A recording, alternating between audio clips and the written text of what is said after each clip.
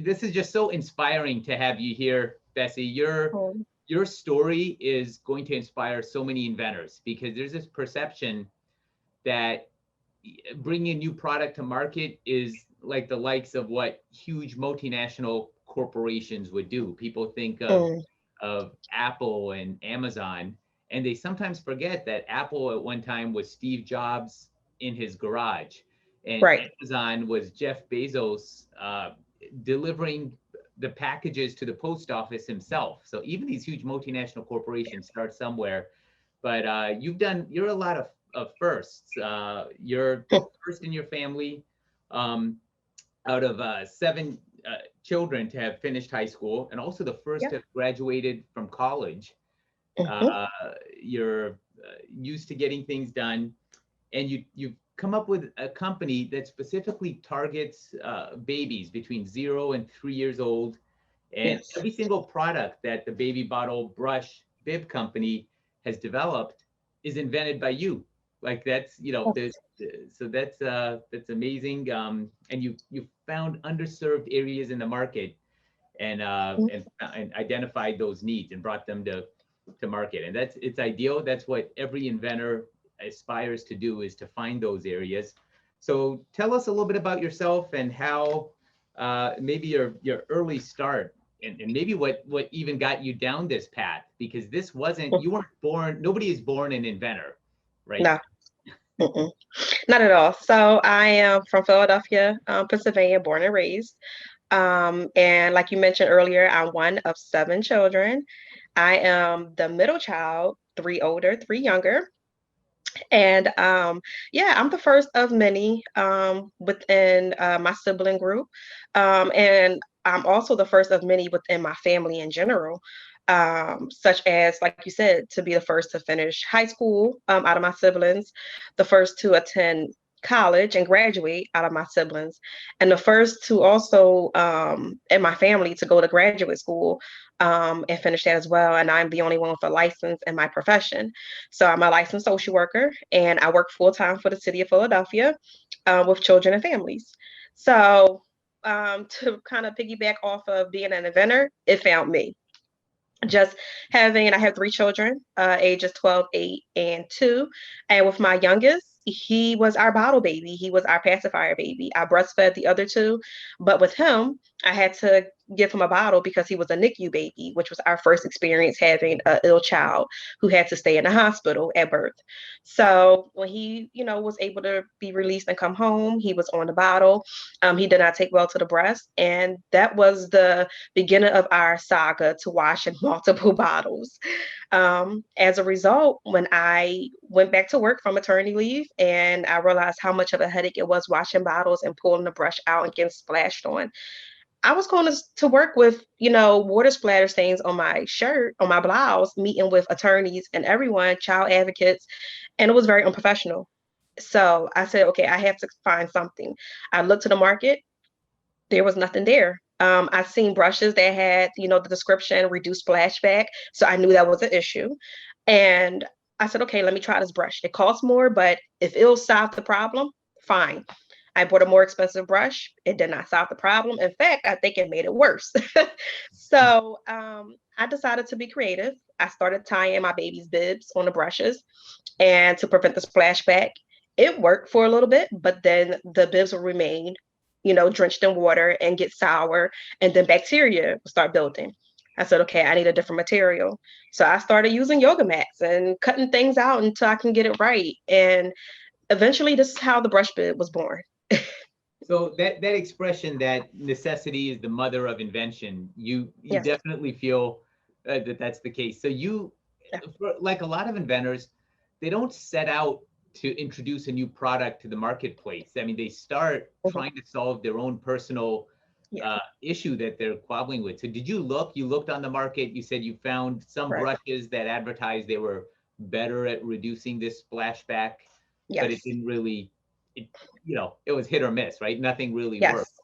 Right. Correct. That is correct. I went for the higher brands. Um, And, at first when you start out, you may use like an inexpensive brush. And then, so I was like, okay, well, maybe it's because the brush is a little bit of, lesser quality.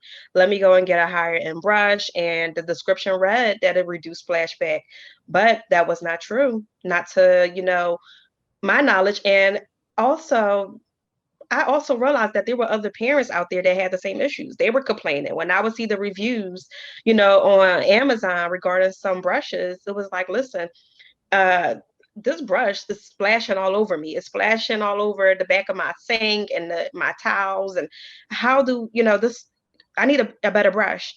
And that's when I'm like, yeah, this is not just me. This is other parents as well.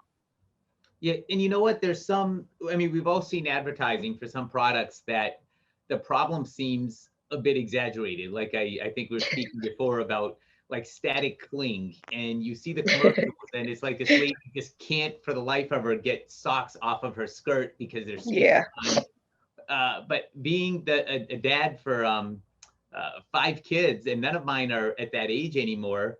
But I know I know the pain is real, like with that bottle brush. Like to me, the stiffer the bristles, and I don't know what you found, the more the splashback. But then if you go with soft bristles, then they don't clean. So clean us properly, right? Yeah, so you have to choose, like, you want to deal with the splashback Right. and have a clean bottle, or just have like a soft, wimpy brush that doesn't do anything, but Right. your shirt. And for guys, a lot of the silk ties are a drop of water is not gonna go away. It's there. You've ruined the tie. So it's a real issue, and I see you've looked, you couldn't find it. Have you done? And then I know you're patent pending, and you've done a patent search as well. Had an attorney do a patent search to make sure that there wasn't something out there. Yes. So I went to an attorney. I want to say a little over a year ago, when I first came up with the idea. Before I put it to market at all, I said, okay, I have to make sure that no one can take this from me. So I searched, I did a Google search to find like a nearby patent attorney, and I checked the reviews. And, you know, I was lucky enough to find someone who has been in that field for multiple years. So he's been doing it for 20 plus years. So I was like, okay, this is the guy I need to see. Went to him, explained to him what I was doing, and he asked, did I have a prototype?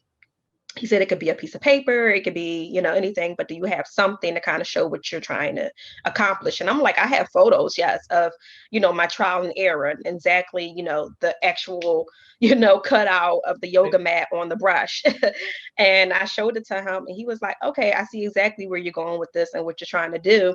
And he gave me a couple options. And one of the options was filing a provisional patent application. And that's the route that I wound up going. And I was really pleased with that. Okay, oh, it's terrific. So there was a bunch of trial and error. Like you mentioned yoga mats. That was,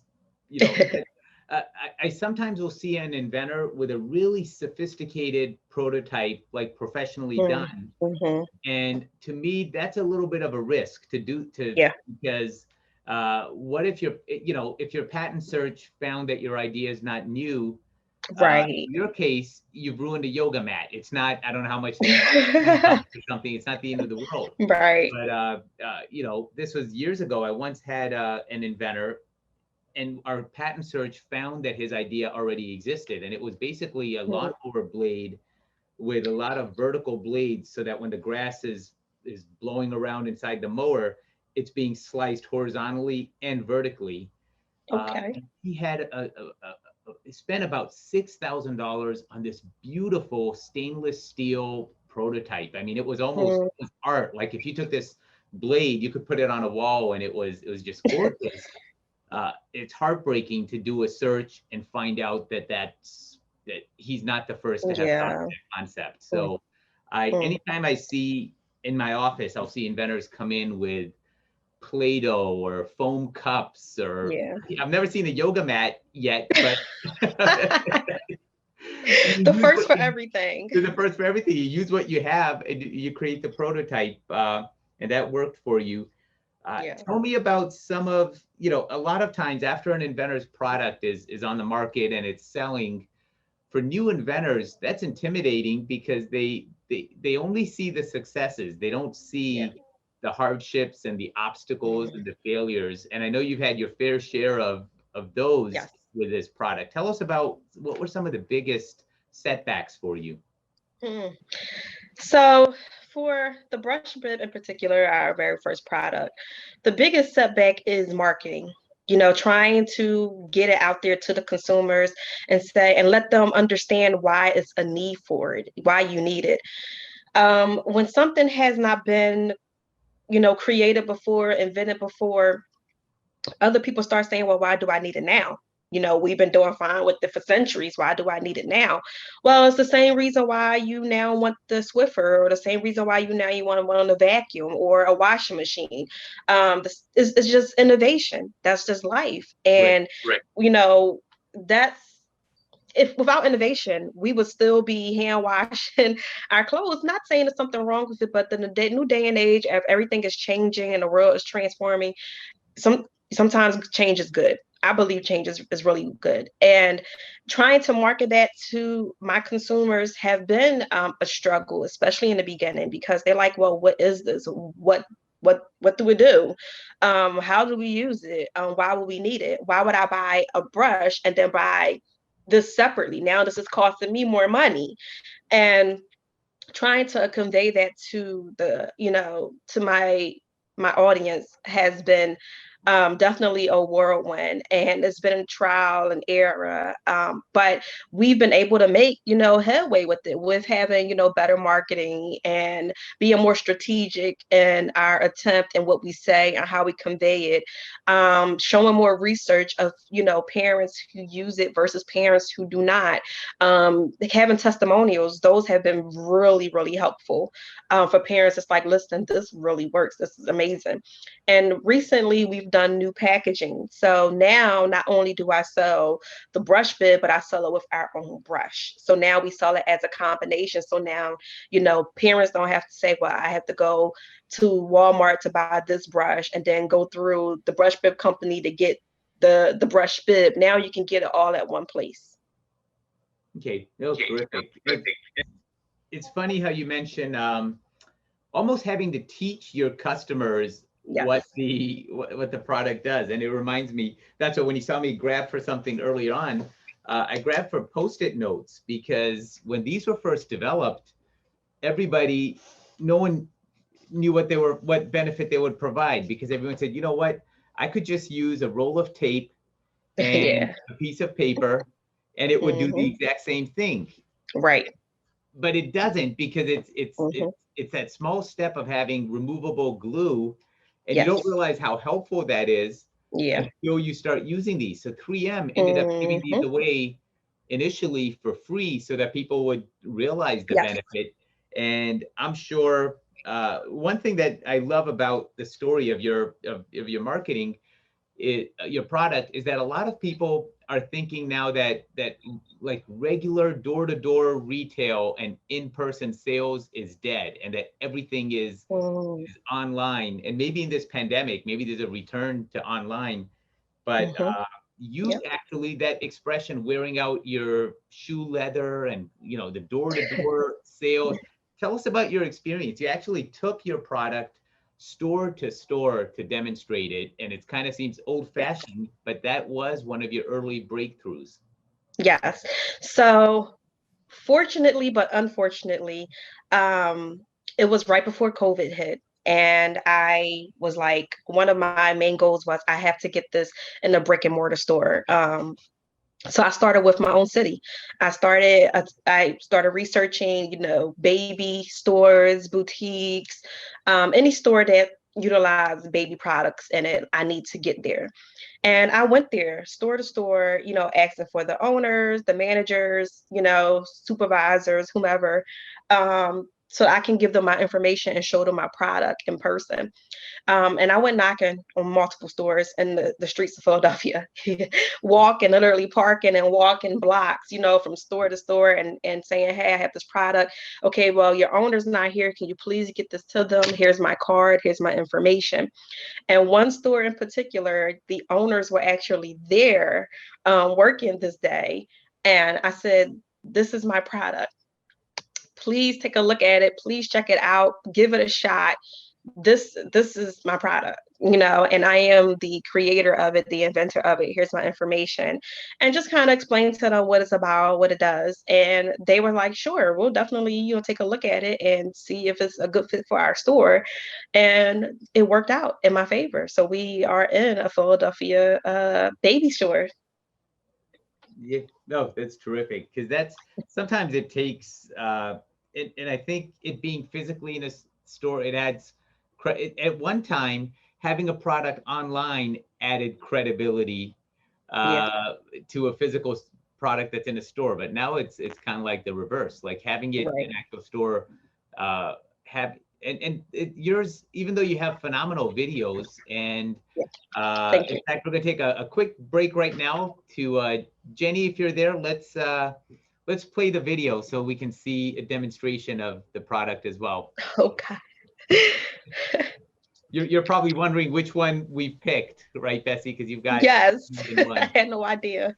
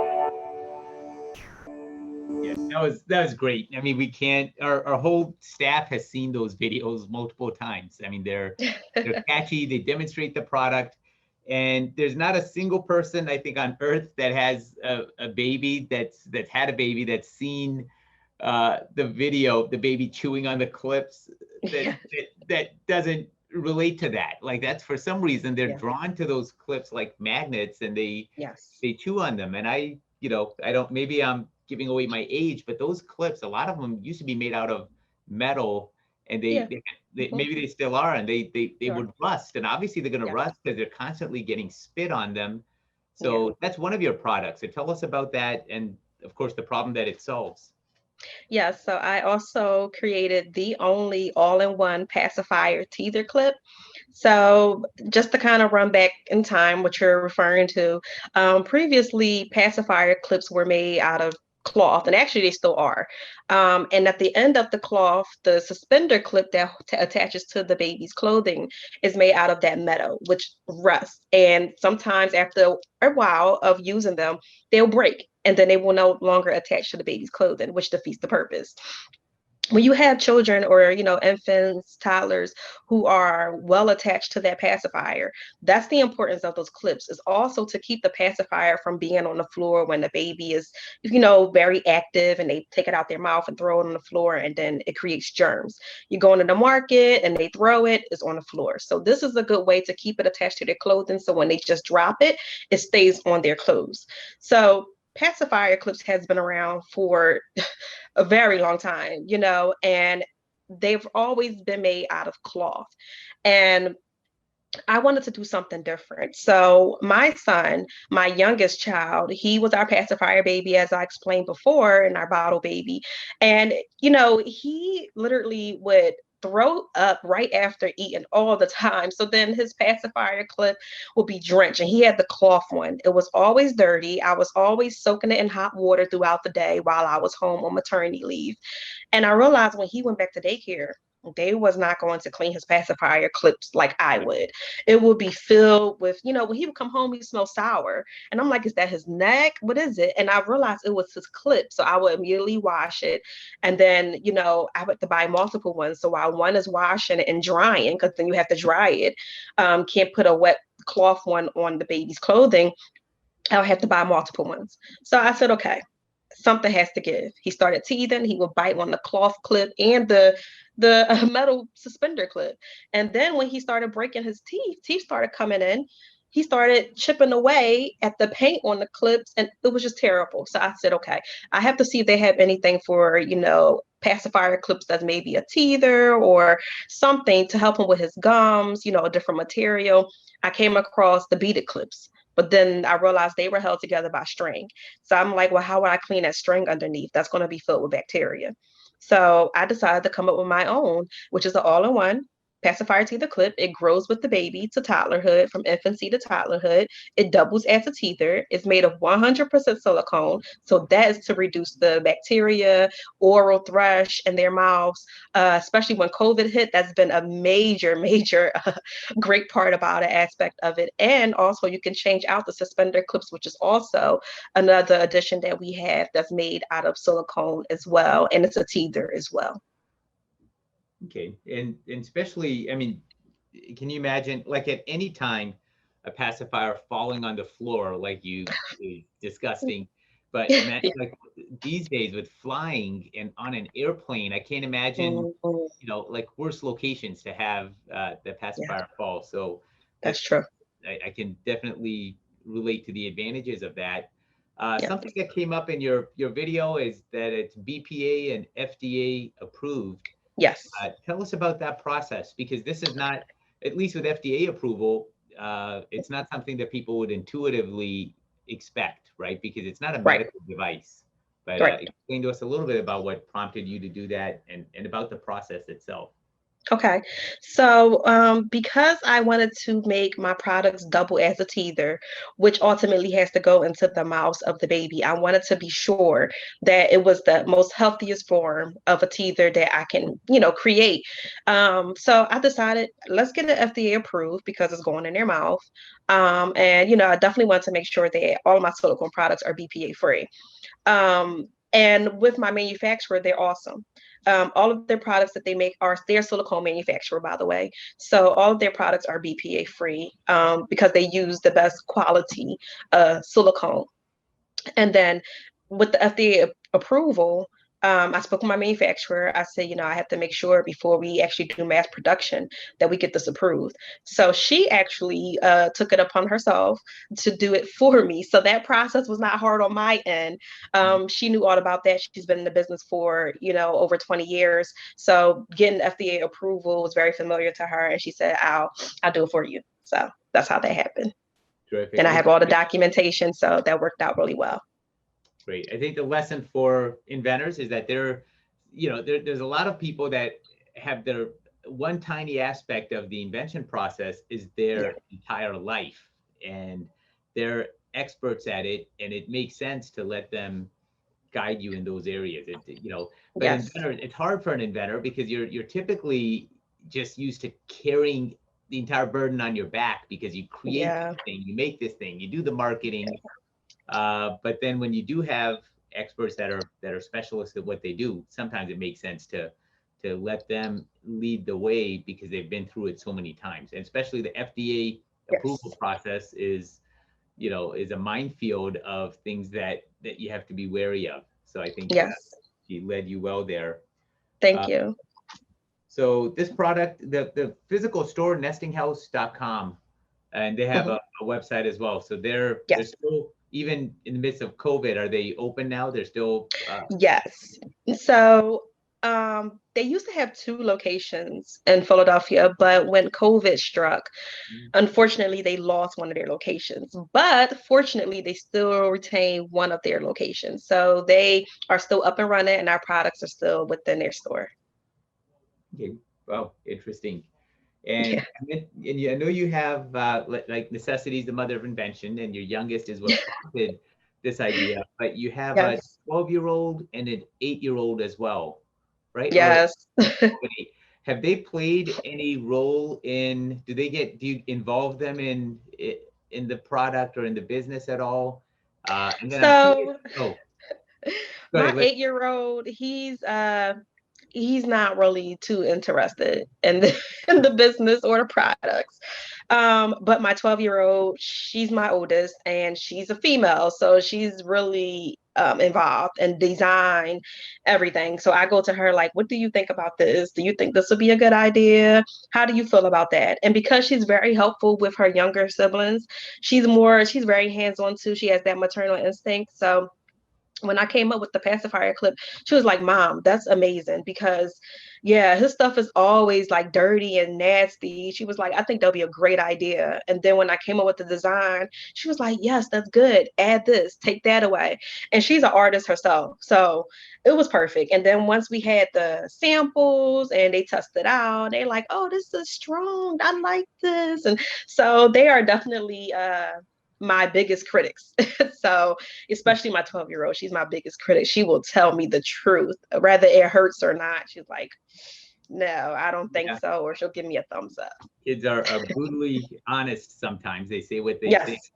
Now, Yes. having worked with inventors for 25 years, I found that a lot of times friends and family can either be huge supporters and help inventors in achieving their goals, Mhm. or a lot of times they actually end up becoming obstacles because they're so fixated on the way things have always been done. And as you said at the beginning, Mm, well, I've never needed a bib before for this problem, and why do you mhm, need it now?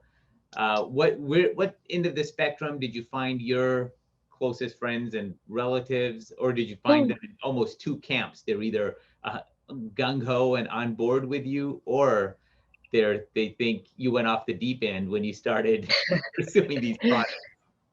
I had a mixture. Family definitely supportive. Mostly family were very supportive. They're like, oh, okay, this is different. You know, you're a social worker, but you're now an inventor, and you're an entrepreneur at the same time. Like we never seen this coming for you, but go for it. And then I've had some really, really close friends that's like, go for it. This is amazing. This is great. Um, and then I've had some other friends and relatives who are silent, completely silent. They don't speak about it at all. They don't ask about the products or question it. And they do not purchase, and that's fine because I truly believe that there will be those who either really love your product, like your product, or don't care for it at all. And that's just fine because everyone has a right to their opinion, to, everything. I mean, when the Snuggie first came out, I was like, who would buy that? That's literally a blanket with arms. I Right. can wear a robe or I could just put a blanket around me. Why would I buy a Snuggie? But then, the Snuggie makes millions Yeah. plus, Yeah. many people purchase that because that's what they like, but that may not be for me. So I am okay with knowing that my products may not be for everybody. It will not be for everybody. And that's just the truth of the matter. Does not mean that they do not support me. It's just that they may not agree with the product, which is fine. Interesting. I've had some inventors in the past who've told me that, you know what, quitting was never an option and I Yeah, was going to go through this no matter what. And then there's right. other inventors. In fact, I think last month, and I can't remember the product, but she actually did quit and put it aside Mm, for 6 months. Uh, and then it just kept, like ideas don't die. They like, you try to mhm. suffocate them, but if it's a Yeah, real need, and especially during this pandemic, she picked it up yeah. again. So 6 month hiatus. Was there ever a Mhm. point where you were gonna, during when the obstacles got tough, that you were gonna throw in the towel and say, you know what, forget it. This is never gonna make it to market. Or when the 100th store slammed their doors and said, get out of here, or whatever. The owners aren't here. We're not interested. Um, I never had the sense of quitting, to be honest. I've had I've had some days that I've cried. I've had some days that I've been upset, irritated, aggravated, frustrated, all of the above. I've had days that said, will I ever get into retail? Will I ever, make, X amount of money in sales? Will anybody ever think this is going to be incredible? Am I going down the wrong path? Should I create more things? Should I not? Should I? Because I have a list of things that products that I've want to bring to market. But I know that, it's a process, and you can't just say, hey, go 100 things that I'm inventing at once. No. Even though you feel like that, because once you're like on that inventing spree, you just feel like you can't stop. um, but what I did was, because like I said in the beginning, my brush bibs, I was selling them individually, and they were not selling as quickly as our pacifier clips and elephant suspender clips.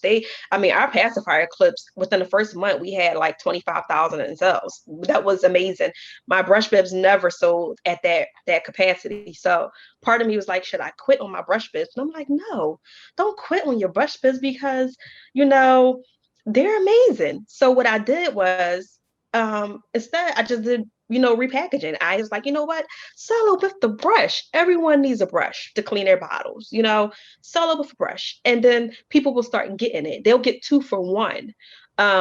So giving up, I never gave up on my products. Like I said, it may have been a question like, this is not really whatever, but never given up, never took a hiatus, never took a 2-week, 1 week, 1 day hiatus. I work on my business every day, all days of the week. I work on my business. After, my full-time job ends, I'm back on it, and late nights and long weekends. So and COVID didn't stop you either. No, even though we were new in marketing, my biggest marketing was to go to expos, but that all took a pause when COVID-19 hit. I still didn't stop. I was like, I have to find a way. I have to figure this out. And so I never stopped. Wow. So Bessie, you're such an inspiration. I'm going to have you come back, because we promised everyone a half-hour interview. But just before we end, let me ask you for, like, if you had one piece of advice to give to any inventors that are early on in the process right now, what would you tell them? To piggyback off of our last sentence, do not quit. Never stop. Keep going. It's going to be hard. You're going to have rough days. You're going to have days that you cry, days that you question your product, you question yourself, you question, am I way above, what I should be doing? Am I just, my expectations too high? No. Fight and push through. Keep going. Don't stop.